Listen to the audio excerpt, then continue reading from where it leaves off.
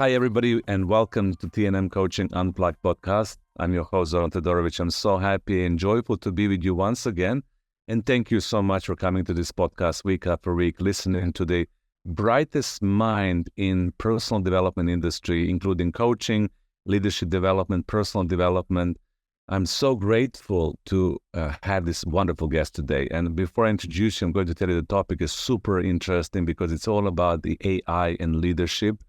And this is one of these places when we look into the AI from a different point of view. We look into the AI from the point of view of leadership. So what happens with leadership and AI? What is the role of leader when it comes to AI? What are the different challenges that leaders can face when it comes to the existing current environment in the AI? What are the opportunities for leveraging AI in the workplace? So we're going to be talking a little bit more from that point of view because the AI is, of course, a hot topic.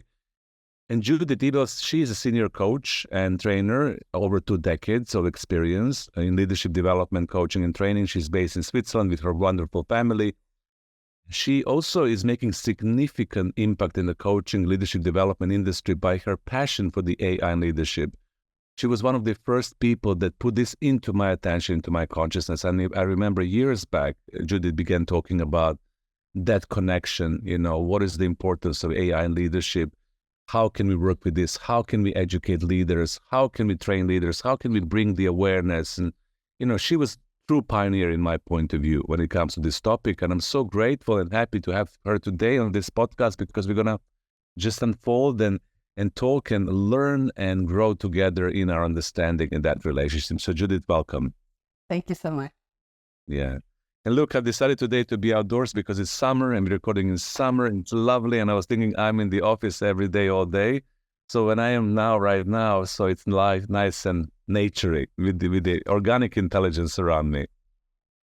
Wonderful. Here it's also very organic, but it's pouring rain and it's thunderstorming. So we have all climate realities present in our conversation. All the elements. So tell me, just to dive into it, what was your personal journey in respect to AI? How did you kind of begin to become curious? What happened in your life? Because our audience is always curious to know you a little bit more in relationship to the topic that we're discussing today.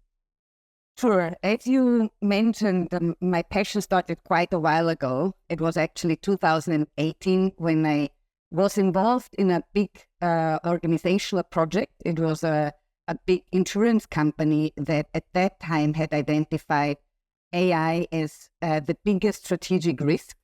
And they had decided to do a big program actually over 2 or 3 years involving the whole organization, starting from the leadership level, but then really going all the levels down to learn and understand about what AI is, how it is a risk, and where there are opportunities. And I was leading the leadership development activities, and therefore I started engaging with, AI developers, with organizations that were leveraging already at that time on AI. So for me, it was like, wow, it was such a discovery. It was like, oh my God.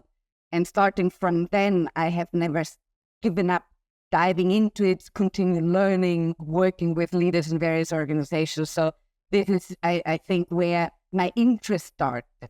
Mm-hmm. And it's lovely that you're in that space, because a lot of the time when people have guests on the podcast talking about AI, they usually tech geeks, experts, people who are programming the AI, people who are behind, like in the back office of the AI, and who give you this very complicated language that some of us cannot understand and cannot relate because it's a technical software development language. It's so refreshing to have somebody like you with a completely different background. So with your background, to what extent do you think you understand the AI? What would you say? Well, I would say that it's impossible for anyone to understand AI. And I think right now, starting with OpenAI and the access to ChatGPT from November 2022. And this is where I think a big shift happened, right? In terms of awareness and people playing with part of AI, but a minimal part of AI. AI is such a wide landscape. We are talking about so many different technologies that I really think that there is no one person that can be expert in every AI field. But of course, that there are specific expertises, but even developers would focus on one technology or a few technologies. Yeah, and I love to hear that, because you're absolutely right. It's such a vast and amazing field that, we sense make it from a different point of view. So you mentioned that OpenAI emerged, and what is the current reality of the AI? What's really going on with the OpenAI? What's going on with the ChatGPT? What are you seeing from your point of view?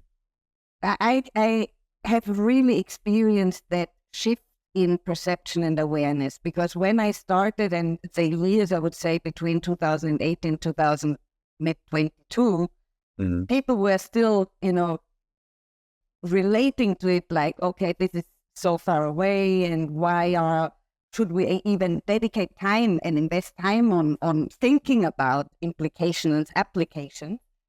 And then OpenAI decided to give that free access, which I think was really something incredible, because since then everyone can play with it. A lot of people are actively playing with it, with the effect that a lot is happening very, very fast. And I think right now the perception I have that it's big chaos. There is a lot of emotions around,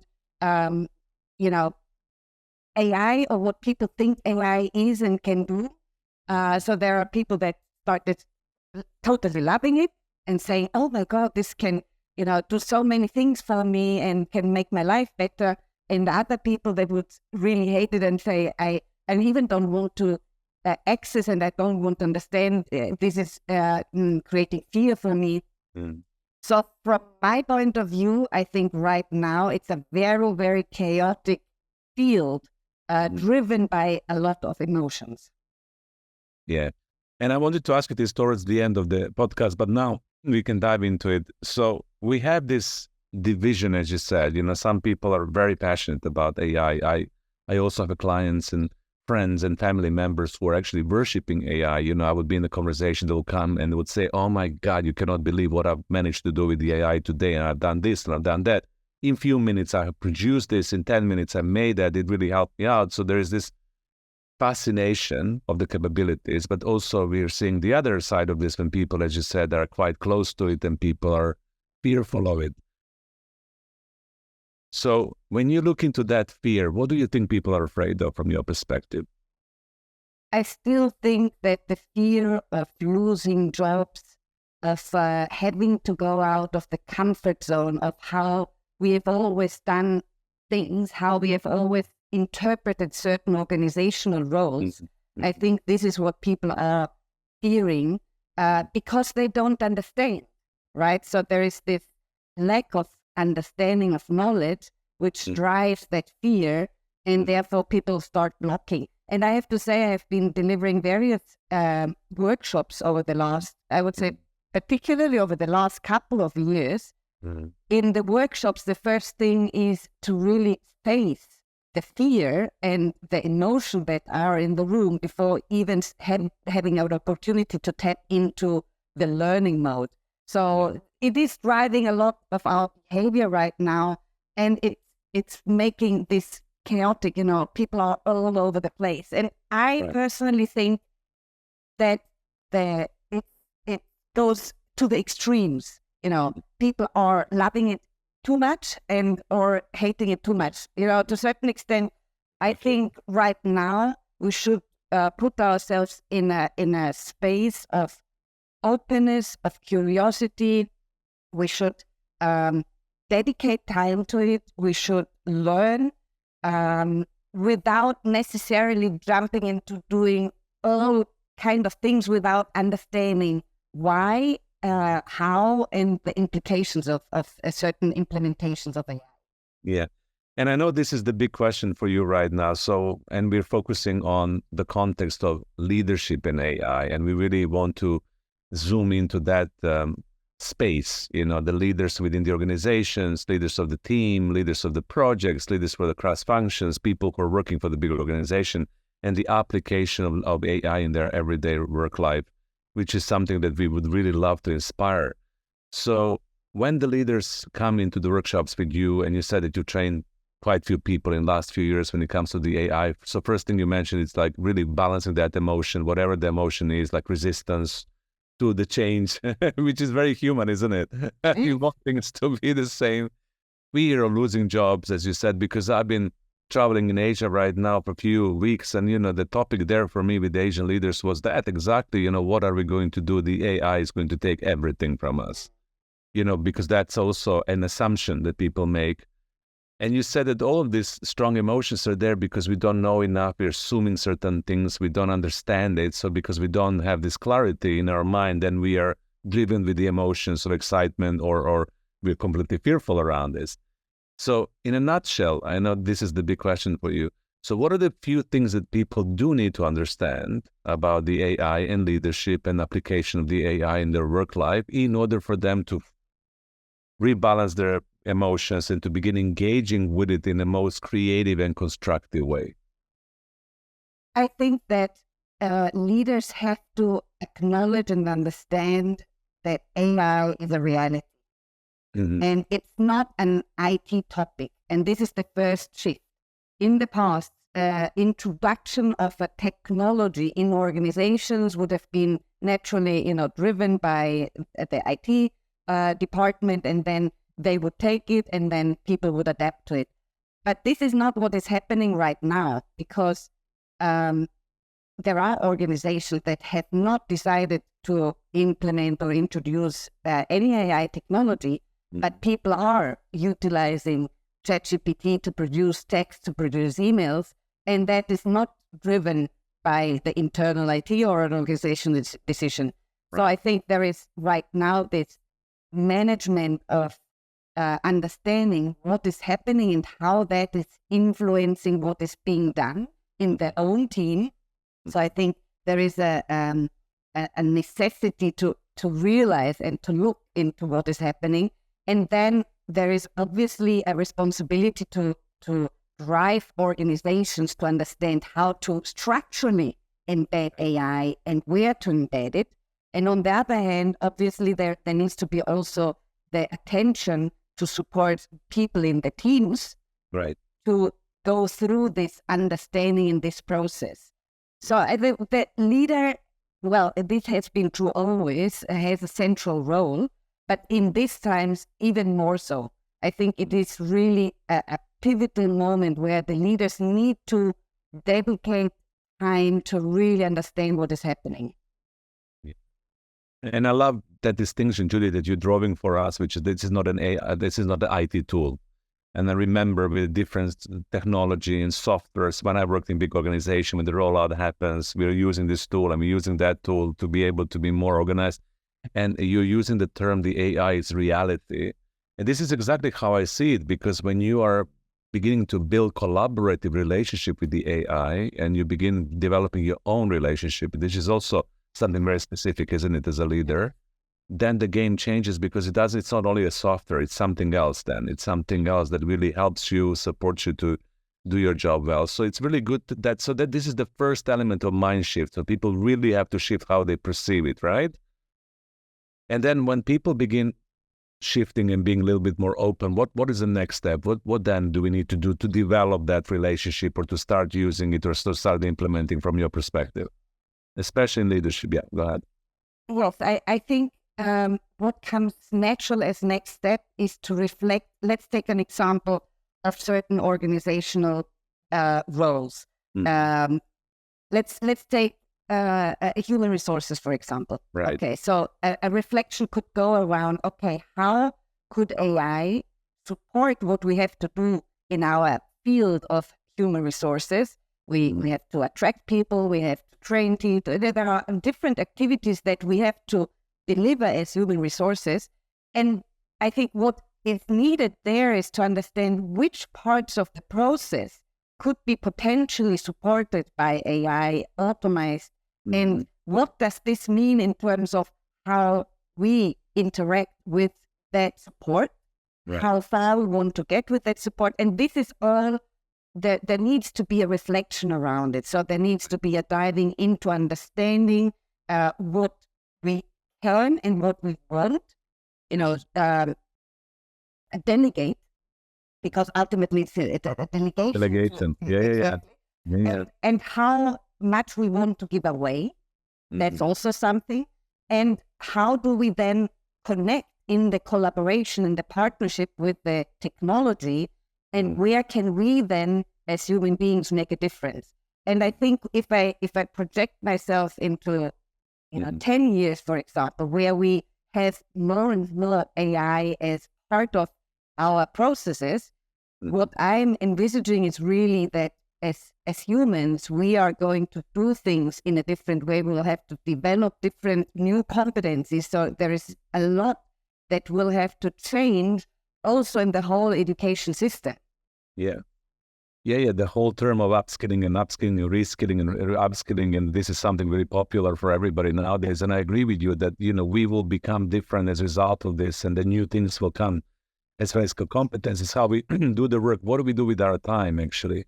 So what you're saying is that the organization really has to assess with the different roles, and you said human resources, where do we use it? How do we use it? What is our team agreement? How does the AI add value? What do we delegate? What do we keep for ourselves? How do we maintain control? So it's up to everybody to really look into it. And ultimately, it's about delegating certain things or supporting us to do it even in a better way, correct? Correct. Mm-hmm. And I think I personally see a lot of opportunities in that, because I think it frees up time for us to do things in a more meaningful way and to really dedicate our time where we can make a difference. But I also think that there is a risk in delegating too much. We come to a point where we actually have no clue why AI is coming up with certain suggestions, with certain decisions. It's, there is the whole field of unexplainable AI.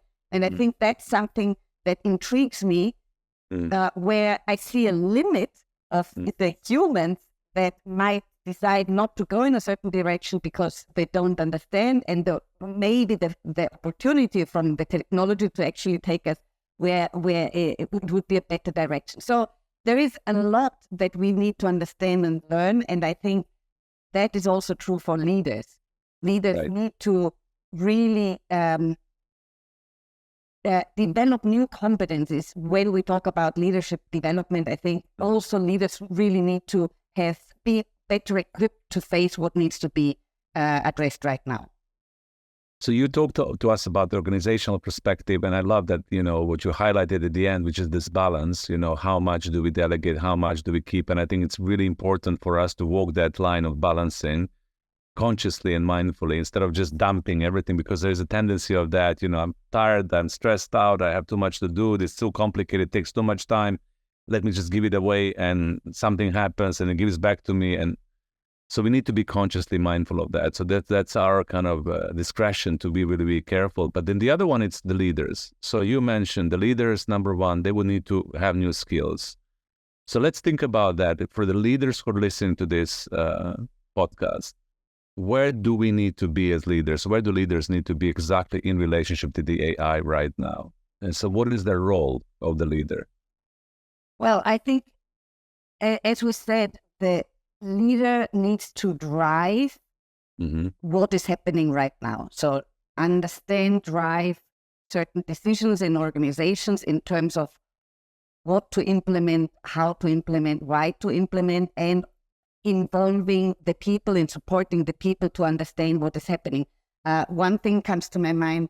A client reached out to us once, and he was saying, we have introduced AI. It's delivering wonderful results, but people are not utilizing it. They are not leveraging on it. So it's really supporting people. The role of the leader is to support people to really understand and take them on that journey of understanding, utilizing, interacting with something which is still, fearful on one hand. So this is what a leader needs to do. And I would say in terms of leadership competencies, the first element I would like to highlight is digital literacy. I really like this term because it's about it's not about becoming an AI specialist. As I mentioned, I don't believe that this is possible in absolute terms. But I think what a leader needs to understand is what the landscape looks like and what certain AI technologies can do. And this means dedicating time to actually look for that information. So this is the first element.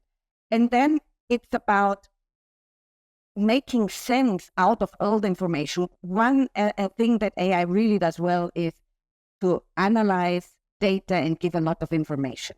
Mm-hmm. And this is where the leader needs to then make sense out of everything, every information, and support the decision-making process around it. So this is the other element. And as I mentioned, AI and moving in that field is not a technical IT aspect. So there is a certain transdisciplinarity happening. So if I deal with human resources, I can't say AI is not a topic that I should deal with. I need to relate to that, and I need to drive that, thinking process in my team and in the organization towards something that is what the organization wants to do as well. And then, ultimately, I think that emotional intelligence is more and more important. We've been talking about emotional intelligence for many, many years. And I think the more we are in a space of AI as part of our reality, the more important it is that leaders really are aware about their own emotions, the emotions of people. Emotional and social intelligence is something that I think is becoming even more relevant now. Yeah, and I really want to kind of highlight certain things for the listeners, that this digital literacy, being able to be digital literate, like financially literate, being able to understand the landscape. It's a term that is so important, and I think that this is something that we all are invited to do by upskilling, learning more, gaining the competencies, gaining the understanding and knowledge. I think that's super, super important, because otherwise, the rapid evolution of technology will leave people behind because you will not be able to catch up. And that's the truth. It's not a scarcity mentality. It's just the speed of the development, how AI is able to develop. And I love, Judith, what you're saying about emotional and social intelligence. How can we preserve that relationship with ourselves in relationship with technology? And I think that, technology can really inspire certain emotions inside of us, as you said, lack of control, not knowing what to do, the speed, the information, the decision-making, sense-making. How do you make these decisions when you receive information from the AI? And how centered, present, and balanced you are in your emotions, and how social intelligence you are to spot what's going on with people as well. I think that's the balance, isn't it? That's something that we really need to be mindful. So it's not going all the way into the digital landscape of the AI and losing the humanity. It's preserving humanity and then relating to the AI from that point of view, right? Yes. And I think the human side and who we are is even more important. That's what I want to say, because in the last years, it was a lot about what we do. I'm talking about organizational terminology. I am a learning and development specialist, and this is what I do. Okay, but actually, it's about who I am, and how I can add value, where there are certain activities that are outsourced to AI. And that's where I think that awareness, that understanding of what I can and I want to do to make a difference, this is where we will differentiate quality, where the rest, will be kind of equally leveled by AI supporting us. Right, of course. That's where we make the difference. Exactly, exactly. And I always think about, how that difference can be really made in the most beautiful way. So what are the best case scenarios? So let's talk about that. You're moving into the collaboration, between the AI and humanity, and AI and us. So what are you seeing is the most positive reality that we can experience, and good cases? I think that AI can, and various AI technologies can really support us in a world that is more and more complex.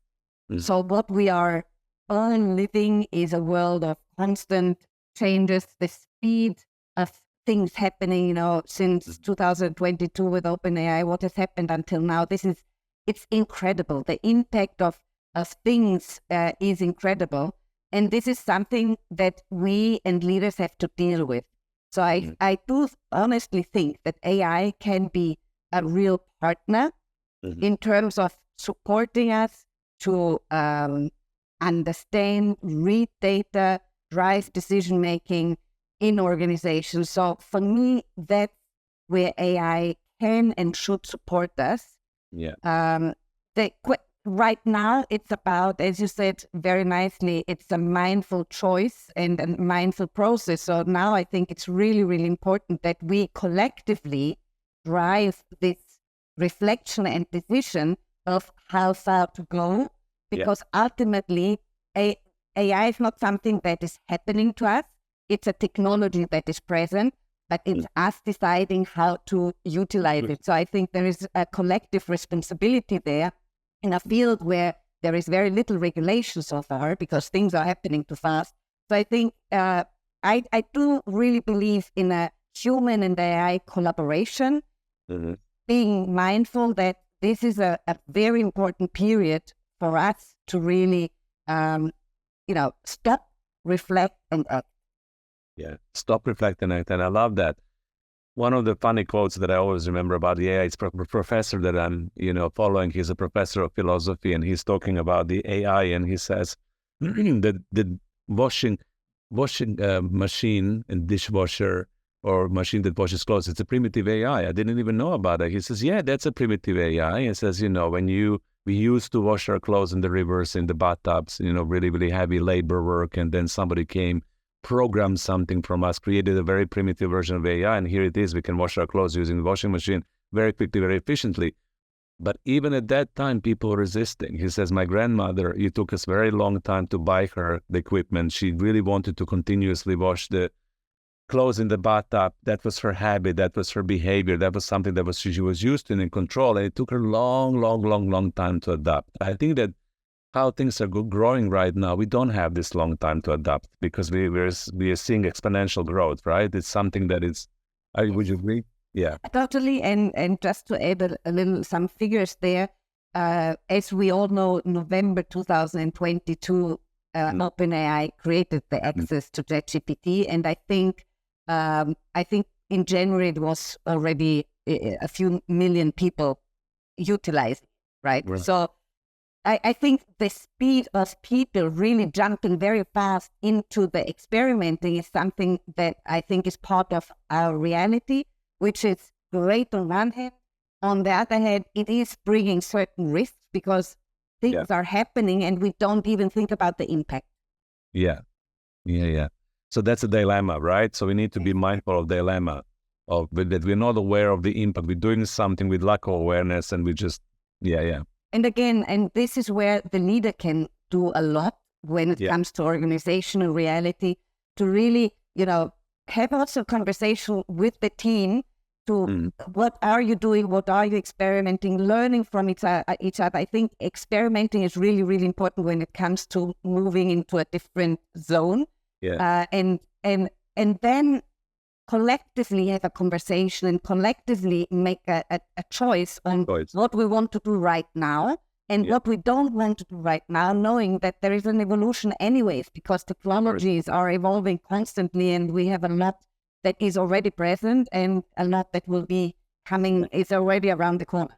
And I love to mention that transparency is super important for leaders because I've been in the team recently that I was coaching Judith, and half of the team were kind of secretive about their usage of AI because it was not officially said you can use it, right?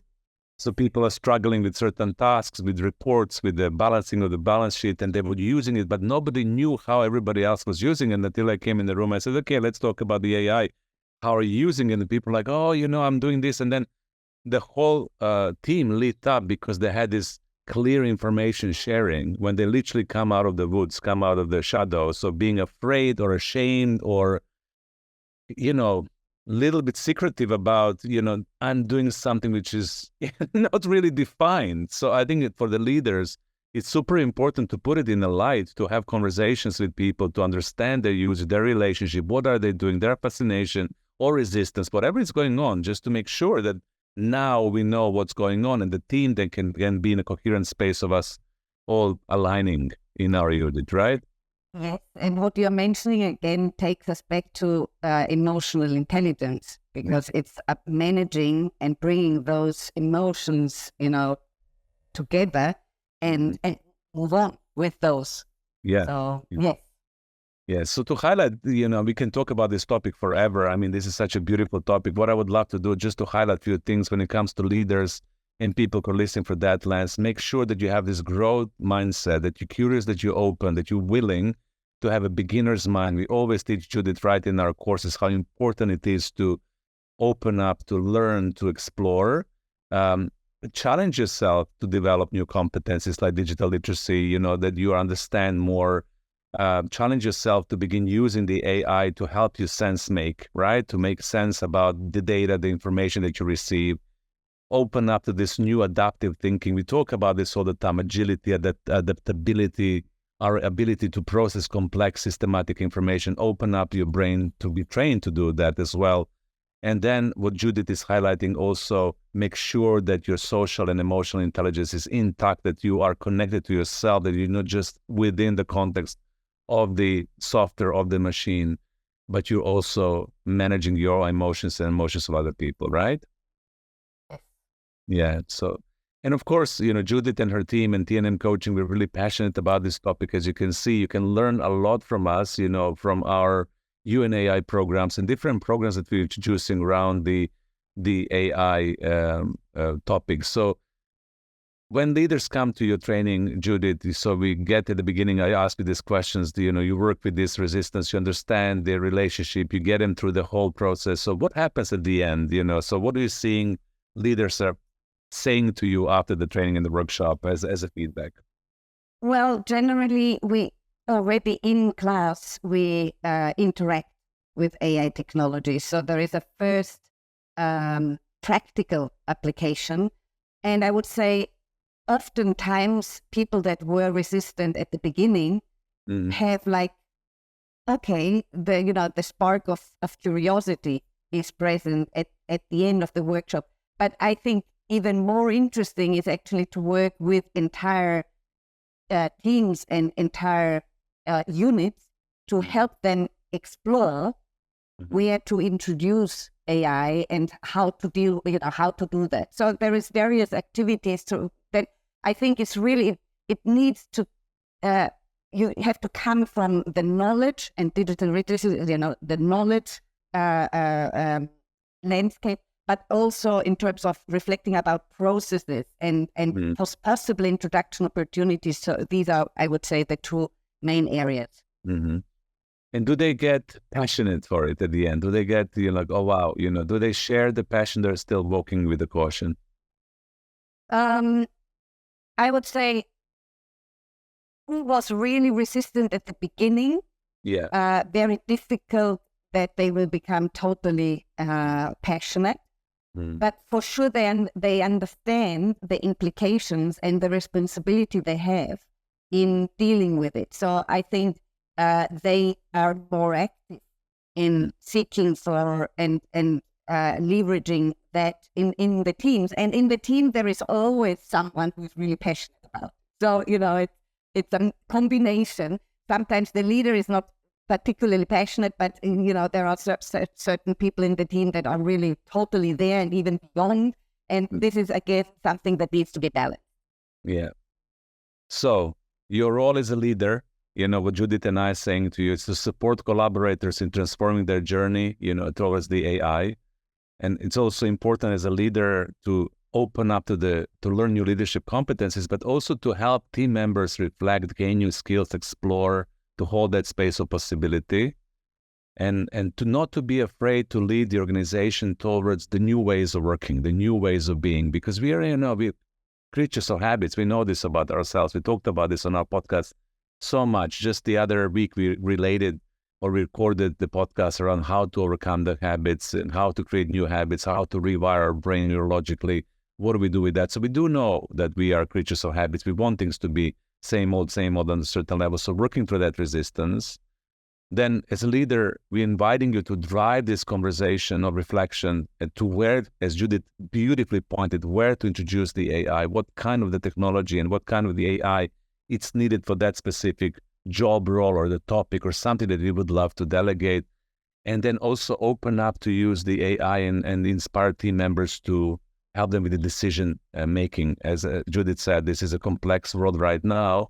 There's so many things to take into consideration, and it's getting more complex. I think one of the beautiful roles of AI is to help us make these informed decisions when it provides the data to really sit down, to take the time. And for me, Judith, why I love it so much, I think that people always work with this assumption that we don't have enough time in the day to accomplish everything. So it's intense, right? For all of us, families, kids, social events, work-related topics, conversations, unpredictable things. So we never have enough time.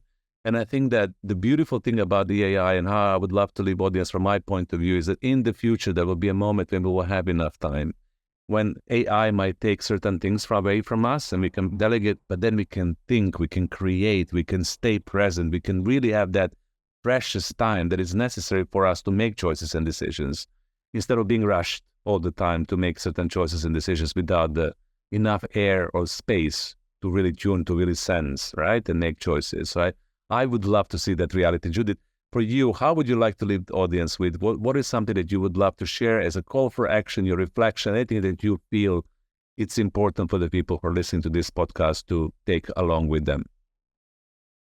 Would like to repoint the attention to the responsibility we all have in shaping the future that we want to see. This is a collective responsibility. It's a phenomenon that is there to stay. It's a phenomenon that is impacting all of us, and it's up to us to decide how to make the best use out of the technology and the opportunities that can emerge from this partnership. So I think it's really a call to action to say, don't stay in the space of total in for everything, no go for at all. There is something in between that for sure can help us create a better world. Ladies and gentlemen, Judith Eberl, thank you so much for joining Judith today. It was really lovely to have this conversation with you. I've learned so much. I'm sure the audience learned so much as well. And for everybody who is tuning into this TNM Coaching Unplugged podcast, thank you so much for listening, for sharing. We're receiving wonderful feedback. We're growing because of you. So keep on sharing this with your friends, family, with your colleagues. If this topic is relevant to you as well, in your coworkers, please make sure they know about it. And we're going to reference all the programs around you and AI and how you can learn and upskill yourself to the next level and beyond. Once again, thank you for tuning in. And Judith, thank you so much for being with me today. Thank you for inviting me. Thank you. Bye.